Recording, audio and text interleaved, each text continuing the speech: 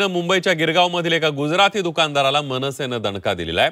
Shubham store नावाच्या गुजराती दुकानदारानं महिलेशी उद्धटपणे बातचीत केली। फाटकी नोट बदलून देत नसल्यानं महिलेसोबत दुकानदार वाद घालत होता।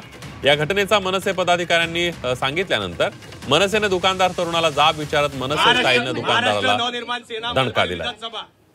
2 दिवसापूर्वी या शुभम स्टोअर मध्ये या मुलाने आपल्या गिरगावातल्याच एका महिलेची तिच्याबद्दल अरेरावी केलेली होती। तिच्याशी चुकीचे वर्तन केलेले होते।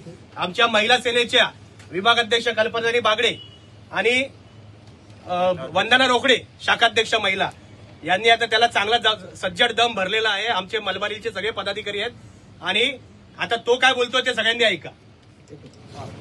माझ्याकडनं जी चूक झाली त्याच्याबद्दल मी त्यांना सॉरी म्हणतोय। यापुढे माझ्याकडनं तसं नाही होणार। तसं मी 110 म्हणजे मराठी माणसाला उद्धटपणे नाही बोलणार। मराठी माणसाचा उद्धटपणे